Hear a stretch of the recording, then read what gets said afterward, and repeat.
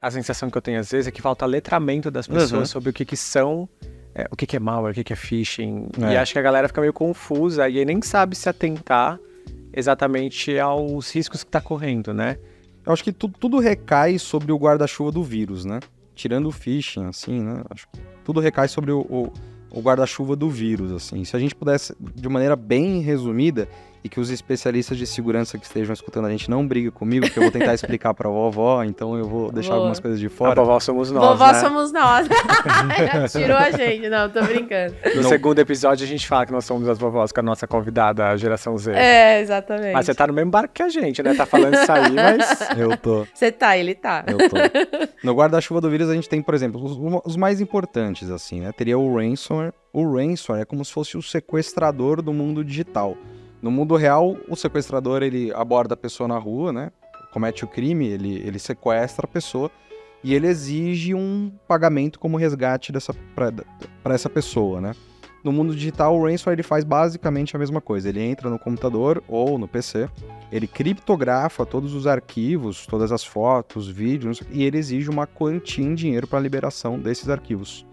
Só que, como é digital, os operadores desse ransomware, os cybercriminosos que conseguiram infectar esse computador ou esse celular, eles podem fazer uma chantagem ainda, né? Eles falam, olha, se você não fizer o pagamento, a gente vai soltar para todo mundo os dados que a gente coletou com o ransomware. Então esse é o ransomware.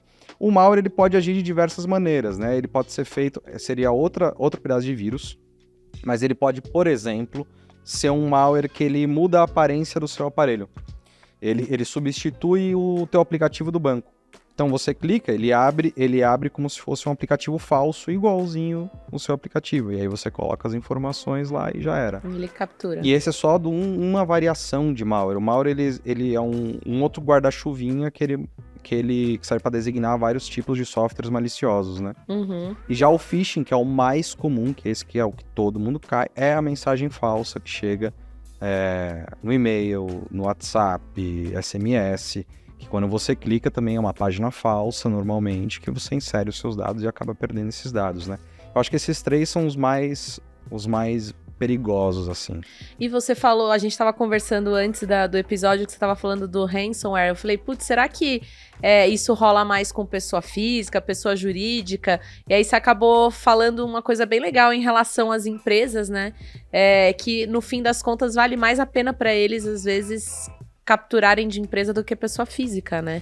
Porque pessoa física, assim, se você pegar um ransomware no seu computador, ele vai travar suas fotos de família, talvez. Não sei se você tem backup na nuvem, alguma coisa. Sim. Por exemplo, vou usar o meu exemplo, né?